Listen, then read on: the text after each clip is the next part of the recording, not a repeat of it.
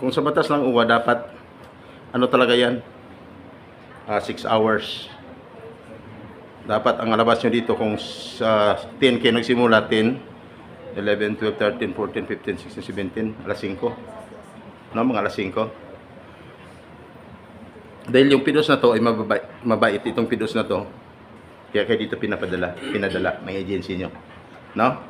Hindi lang pidos mabait, pati agency nyo mabait. Mahal kayo ng inyong agency. Bakit? Kung hindi kayo mahal ng inyong agency, hindi kayo pinapidos dito ngayon. Bakit? Sa part ko, may marinig kayo na katakot-takot man, pero hindi ibig sabihin, babanggitin ko upang takutin kayo. Ang purpose lang, para malaman ninyo. Bakit? Ang isang OFW dapat, alam niya yung maging sitwasyon niya, hindi lang dito sa pidos, hanggang pagdating sa labas ng bansa. Hindi kasi makuha doon, mami. Na dito ko. No? Yan. Dito ko tirahin. Okay. Okay naman sa inyo? Mabait ang inyong agency. Mahal kayo. Mahal din kayo namin. Yung mga first timer ba dito? First timer. Taas yung mga kamay. Thank you. Isa abroad, taas yung mga kamay. Thank you. Sa mga first timer, tayo yung tinatawag ng mga bagong bayani. Malinaw? Sa mga ex-abroad, tayo yung tinatawag na dating bayani. Niwala ba kayo? Na kayo ay mga bayani, naniwala ba kayo? Sabi ng ibang speaker na to Okay, huwag kayo mag-alala. Totoo yun. Dating mga bayani kayo. Ngayon, magtanong lang sa mga ex-abroad. Nabanggit ni Ma'am, magtanong muna bago mo pakilala. Nabanggit ni Ma'am Sandra rin kung sino kasunod na speaker na banggit. Hindi. Hindi nasabi? Uwa. Lumabas ng uwa. Ako yung kasunod. Mr. Sam Carbarosa. No, ang part ko is welfare assistance just in case of emergency. Yung mga problema na yan, na pag hindi nasolusyonan ng kahit anong agency, kahit anong sangay ng ahensya ng gobyerno, dito po pwede namin aksyonan, solusyonan ng problema ng mga OFWs. Kaya ako dito, just in case of emergency. Sulatan natin ang pangalan ko. Sam Carbarosa, taga-pagsadya na may kapilos ang bandihan sa dali. Nandito po kami, ibalita ng Mr. Sam Kennedy, sa programa sa services para sa inyo. Ang ibalita ng Mr. Sam. Ano naman ang mga services niya na lagi kong sagot dito? Mamaya, inyong malalaman ang buong detalye. Sa akin. Ma'am, dito ma'am, may mga inaantok. Lahat ng antok, ising. Lahat ng tulog, ising. Lahat ng tulog, ising. Lahat ng busog.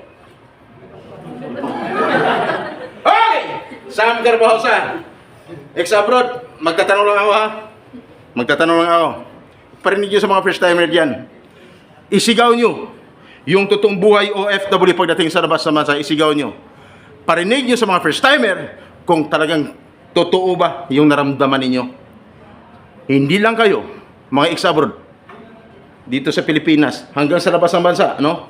Mga OFWs nangyayari sa mga manggagawang Pilipino sa labas ng bansa. Ang tanong ko lang, ex-abroad, isigaw nyo parinig nyo sa mga first timer.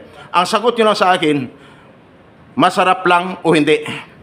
Sigaw nyo, no?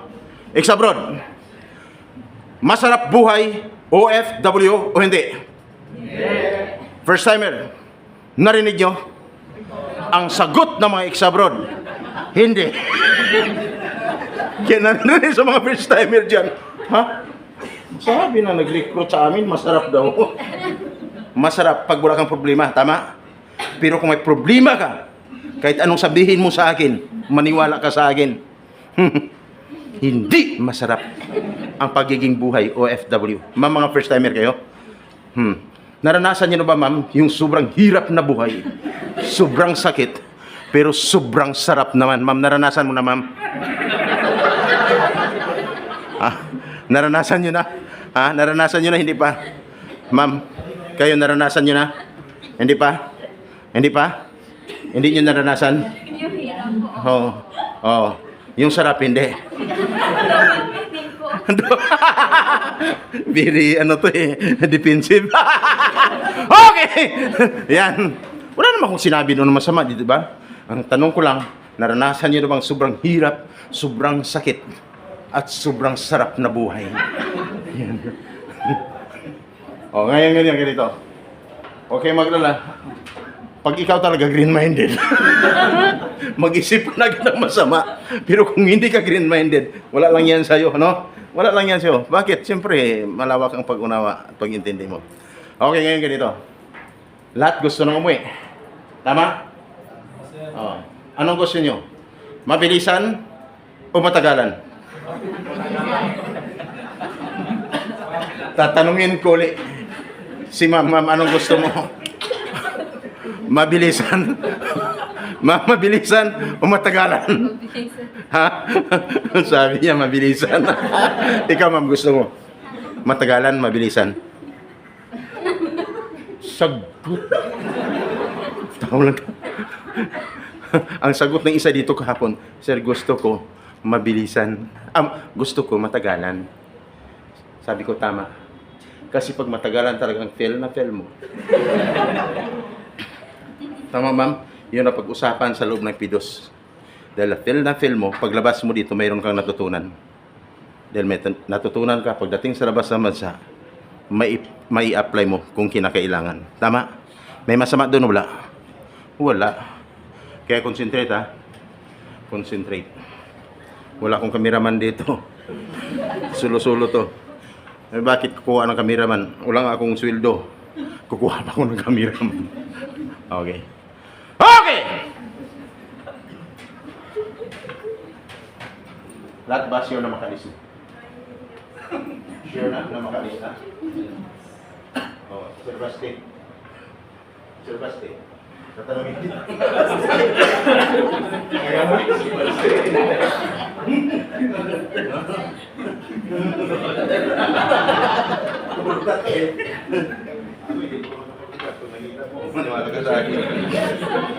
Okay. May nantok wala? Wala. Isang batas lang ang babangitin ko dito. Sana lahat kayo ay may matutunan at sana may apply nyo pagdating sa labas ng bansa. Ha? Okay? Yan ang panalangin namin. Hindi na ako magpaligoy-ligoy pa. Kasi alam ko, lahat kayo nagmamadali na makauwi na kasi yung iba malayo pang pinagalingan. Kamusta yung excitement kay Ma'am Sandra Lynn? Nasa 100% ba? Nasa 100% naman? Okay. Siyempre, hindi pwedeng hindi 100% kasi paglabas mo dito mamaya, may certificate ka na. Then, after ng ma-receive mo ang certificate, ilang araw na lang ay flight mo na. Tama? Yan kasi nasa batas. Kaya lahat, pag nakaalis, ay masaya. Tama? Ang tanong, sigurado ba lahat? Na lahat ay makaalis na. Taas yung mga kamay. Taas. Buti naman. Mamaya, tatanungin ko kayo uli. Kung sure na ba na kayo ay makaalis na. Okay? Kung 100% ang excitement mo kay Ma'am Sandra Lynn kanina, sana hindi mababawasan yan. Kasi sa tuwing may sasabihin ako at may nangyari sa'yo, magbawas ako ng 20% bawat may nangyari sa'yo. Kaya kung 100% ang excitement mo, 5 beses ako magbawas. 20 times 5 equals 100. Tama? Kaya pag nabawas ko lahat, yung 100% ubos ang excitement mo. Kaya tatanungin ko kayo uli, kung lahat, after ko mag-talk, lahat ba ay tuloy o hindi? Okay? Concentrate. Concentrate sa akin. Titigan mo ko ng maigi. Parang si Sir, may isog. Si Sir Basti, no? Mayor ng Davao. Concentrate. Hindi sa cellphone, hindi sa katabi, kung hindi sa akin. Okay? Kasi napakalaga yung pag-usapan natin ngayon. Umpisahan ko na ang pagtanong. Lahat ba ay nakapag-sign na ng kontrata? Taas yung mga kamay. Taas ang mga kamay. Thank you. Sa nakapag-sign ng kontrata, thank you po. Sinong hindi pa nakapag-sign ng kontrata? Taas yung mga kamay. Okay. Mayroong hindi nakapag-sign ng kontrata. Sa hindi tumaas ang mga kamay, magtatanong na ako, ano kayo? Walang ligtas dito. Tatanungin ko. Sabi ng iba dyan, pakialam ko sa'yo. Okay. Ha? Sige lang, okay lang yan. nagbabagsak to eh. Mayroong nakapag-sign ng kontrata, mayroong hindi. Umpisan ko na pagpaliwanag. Ayon sa batas, ang isang OFW, no? May ex-abroad ha? Ex-abroad ka man, maginig ka. Kasi kung dati hindi mo ito narinig. Kasi dati, hindi naman tayo nagkita. No? Kung sa pinagpidusan mo dati doon, noon, wala ako doon. No? Hindi mo ako nakita kasi wala naman talaga ako doon. No? Dito lang ako. Ayon sa batas, dapat ang isang OFW, bago magpidos, dapat siya nakapag-sign na ng kontrata. Malinaw? Sabi ng iba, ha? Sign ng kontrata. Bakit kami? Wala pa. May ibig sabihin, kung hindi ka pa nakapag-sign ng kontrata, umpisan ko ng bawasan ang excitement mo ng 20%. Ang natira sa 100% ay 80% na lang, tama? Dapat nakapag-sign ka na ng kontrata bago magpidos. Then after magpidos, siguraduhin maka-flight ka na. Kasi bakit? Nasa batas, ang isang OFW, mula nag-apply at nabisahan, dapat 60 to 90 days prior, ibig sabihin 2 hanggang 3 buwan, dapat na-deploy ka na. Na-deploy ka na. Dapat nasa labas ka ng bansa ngayon, nagtatrabaho ka na, at dapat wala ka na ngayon dyan sa iyong inuupuan. Sabi ng iba dyan, ha? Bakit kami nandito pa rin? May ibig sabihin, another 20% ang ibabawas ko sa excitement mo.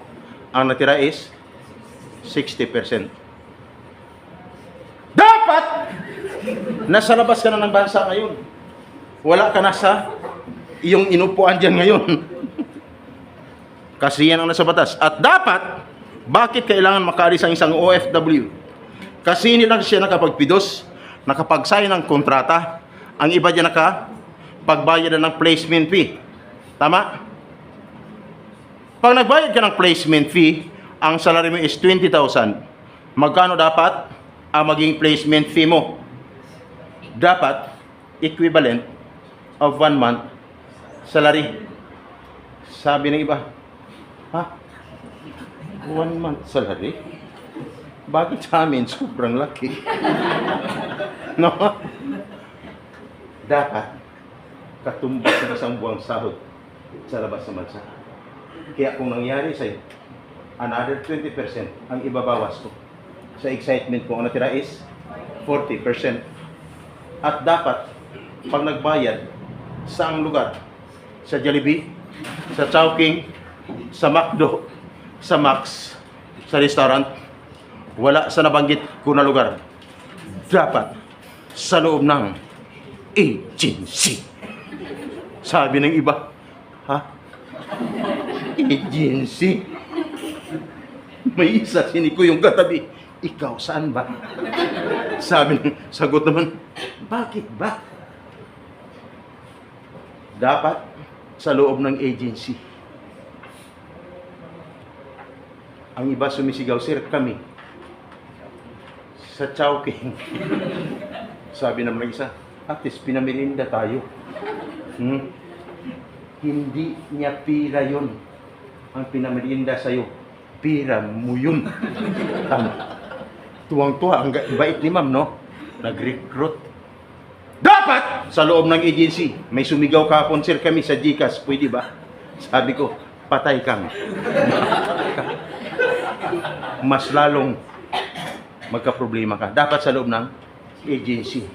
Kaya kung nangyari sa'yo, hindi ka nagbayad sa agency, another 20% ang ibabawas ko sa'yo. Ang natira is 20% na lang. Ayaw ko na nangyari sa dalawang po, no, mga workers nag-apply papuntang Poland, no, Czech Republic, Japan, Malaysia, Africa, nadali ng 178,000 bawat isa. 1 year na hindi pa rin nakaalis. Ngayon, balik sila sa pagtatrabaho kung ano-ano na lang ang ginagawa. Sinundan ng 12 teachers. May teachers ba dito? May teachers? Teacher, wala. Ubos ng teachers. Nung nakaraang buwan, 160 plus na teachers nag-resign, mag-abroad na lang papuntang Japan. Hindi ko lang alam kung sila ay nakaalis na rin. No? Yung na-encounter ko, na-meet ko, 12 sila, 280,000 bawat isa. Nakipag-transaksyon through online. Tapos, nung sinabi, ma'am, paano kami magkaroon ng assurance sa'yo? O bumisita kayo sa bahay ko sa Las Piñas. Bumisita. Ayan, nakita. Dito ako nakatira. Then, kung mag-follow up kayo, balik kayo dito sa akin, ha? Alam nyo naman ang tinitirahan ko. Pero, lahat ng transaksyon, tapusin muna natin through online. Hanggang sa makapagbayad ng 280,000. Guys, after na makapagbayad, ilang buwan na naghihintay, pumunta sa kanyang tinitirhan ng recruiter. Wala na. Ano lang pala? Nangungupahan lang pala. Ingat ha. May nangyari ba dyan sa iba? Meron? Swerte nyo kung nandito kayo ngayon. May tendency mabawi pa yung pera. Pero pag malaman ko lang natapos na pala lahat ng transaction, malabo. Lalo na pag at large na ang suspect, medyo mahirap na yan ayusin. No? Maliban lamang kung alam mo yung whereabouts ng bumiktima sa'yo, pwede natin bawiin ang pera. Narating ko, no? Buong Luzon, kahit madaling araw, naranasan ko para bawiin yung pera ng mga biktima. Sa San Carlos, pinagtutulungan ako doon. Ang dami nila. 3 lang kasama ko. Pero wala silang magawa. Ang dami nila. Yung lamok. Pinatulog ako sa bahay ng barangay chairman. Doon pa ko pinatulog. Ang dumali yung dumali, madulas daw siya sa butas ng NBI. Doon ako natulog. Hanggang alas 4:30 ng madaling araw, alas 11 kami dumating. Grabing lamok, ang dami. Kumakatulog. Pagising ko sa may San Carlos, Pangasinan. Kinaumagahan, pinasok na namin ang bahay, nalaman ko. Yung kapitan, pamangkin pala ang suspect. Ayan, magdulas siya sa butas ng karayom. Pinakitaan ako ng mga ID, calling card. Nung tinawagan ko, Chip, madulas daw to sa butas ng karayom ninyo. Nasabi ng Chip ng NBI, pasisikipin natin yan. Sumikip. No? Nakarating pa Mike Enriquez, nagsumbong. No? Yung isa, kapatid ng pulis, wala daw siyang pakialam. Nakarating kay Mike Enriquez. Hindi kaya. Kapag text sa akin, nabawi namin ang tag 145,000 bawat isa. Ayos ba? Ganun na kasimple. Dami po na-encounter ng mga ganun. Kaya dapat magiging maingat. Dapat, pag nagbayad, dapat ay mayroong kapulang resibo. Sabi niya iba, resibo? Bakit kami wala? Dapat may resibo! Hindi yung tuwang-tuwa ka na, pirma ka naman pirma, wala ka naman resibo. No? Resibo. Bakit? Pwede mong gamitin anytime, katibayan na ikaw na biktima. Tama? Kaya ako nandito, hindi upang takutin ko, para mabuksan ko lang yung mind mo. Para malaman mo kung anong pinasok mo ngayon. Lagi kong sinasabi, pag ikaw OFW, alamin mo ang pinasukan mo. Alamin mo ang pagiging tunay OFW. Kasi kung dito ka rin, tapos na ipaliwanag natin, Ma'am Sandra, sa part ko, mayroon ka pang maririnig na katakot-takot na after ko, parang ayaw mo nang tumuloy. Mrs. San, bakit alam mo? Yan kasi ang trabaho ko. Mula noon hanggang ngayon. Wala pa tong mga pidos na to. No? Pidos doon, pidos doon, pidos doon. Pati yung mga speakers dito, wala pa to. Noon, ako'y nasa serbisyo na. 2 dekada mahigit na. Kaya kung may marinig kayo noon, sa Extro, sa isang radio, lahat ng problema sa loob at labas ng bansa, pag narinig niyo sa Extro, pag sinabi, mula sa lungsod ng Makati, ito si Papatul 141 na nagulat si Pila na may tulong na 50,000 watts. W1C! Ako po yan. Sa isang radio, Pag sinabi mula sa Manila, ito ang RS News, Sammy Carbosa ang naglilikod sa pagbabalita. Ako rin po yun. Ma'am, maganda ba ang boses ko? Sagot lang ma'am, walang mawala sa'yo. Maganda ang boses ko. Ha? Hindi. Kasi ang sagot ng isa dito, nung nakaraan, sabi niya, ay, nung tinanong ko, ma'am, bakit? Sabi niya, kasi, pangit mo eh. Pangit daw ako. Pero alam niyo kadalasan, may nagsabi man pangit ako, pero ang tagapagtanggol ko, grabe, sobrang ganda naman. Biglang sumiyo, ay bakit? Wala naman yan sa mukha eh. Nung tinanong ko, ma'am, sa ano yan? Ang sagot sa akin, sir, sa performance yan. Tama, ma'am? Wala sa mukha! Sa performance. Kaya concentrate. Ma'am, normal lang. Pagdating sa usapan na to, maniwala kayo hindi. Ang iba, simple lang.